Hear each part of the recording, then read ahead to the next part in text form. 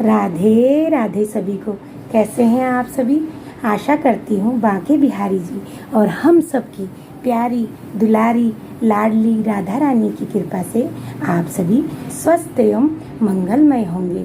तो आज मैं आपसे हम सबके प्यारे महाप्रभु जगन्नाथ जी की सबसे प्रिय गीत गोविंद के बारे में बात करूंगी। गीत गोविंद की रचना श्री कवि सम्राट जयदेव जी ने की थी। तो भक्तों, इसकी इतनी महिमा है, कहते हैं अगर आज भी कोई भक्त महाप्रभु जगन्नाथ जी को आसन दे करके गीत गोविंद को बड़े ही भाव से गाता है तो महाप्रभु जगन्नाथ जी एक क्षण के लिए वहाँ गीत गोविंद को सुनने के लिए अवश्य पधारते हैं। तो जगन्नाथपुरी में एक मालिनी रहती थी जो माली का काम करती थी। वो रोज़ सुबह फूलों के बगीचे में जल देने जाती थी और उसे गीत गोविंद बड़े ही अच्छे तरीके से याद था।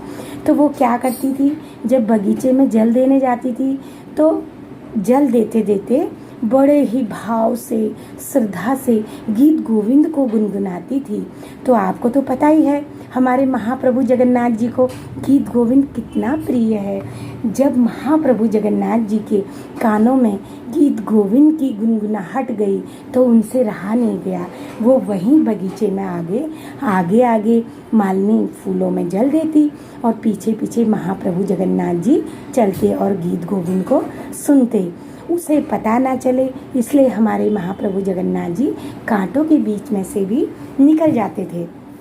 लेकिन जब महाप्रभु जगन्नाथ जी वापस मंदिर में गए, अपना स्थान ग्रहण किया, तो वहाँ पुजारियों ने देखा महाप्रभु जगन्नाथ जी के वस्त्रों में तो बहुत सारा कीचड़ लगा हुआ है और फटे भी हैं और उनकी ओढ़नी भी फटी है।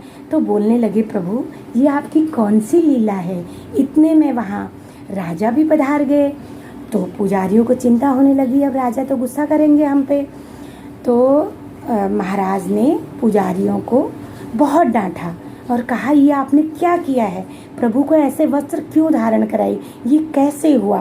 तो पुजारियों ने कहा, महाराज ये हमारे महाप्रभु जगन्नाथ जी की अवश्य कोई लीला है। तो महाराज वापस चले गए और जब वो रात को निंद्रा में थे तो महाप्रभु जगन्नाथ जी उनके स्वप्न में आए।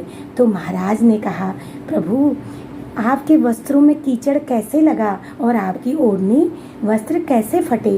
तो महाप्रभु जगन्नाथ जी ने कहा, आप ही के यहीं एक मालिनी रहती है जो गीत गोविंद बड़े ही भाव से बगीचे में गाती है, तो मैं वही सुनने के लिए वहाँ गया था।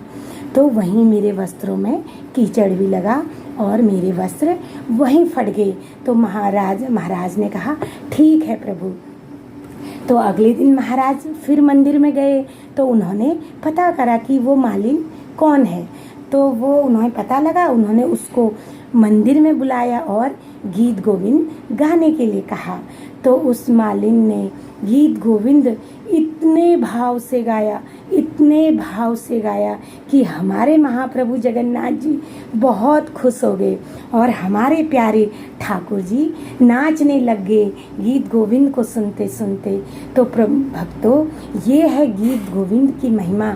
इसीलिए कहा जाता है जो भी भक्त बड़े ही भाव से गीत गोविंद को गाता है महाप्रभु जगन्नाथ जी सुनने के लिए अवश्य आते हैं। लेकिन भक्तों, एक विशेष ध्यान देने वाली बात है, जब भी हम लोग गीत गोविंद को गाएं तो महाप्रभु जगन्नाथ जी को आसन जरूर देना होता है। अगर आप कहीं बाहर हैं, आप उसे गा रहे हैं, मान लो आप गाड़ी में हैं या आप कहीं सफ़र में हैं, तो आप मानसिक रूप से ये सोच सकते हैं कि प्रभु आपको मैंने या अपने हाथ में स्थान दिया है या कहीं पर भी स्थान दिया है, तो आपको वो स्थान अवश्य महाप्रभु जगन्नाथ जी को देना है।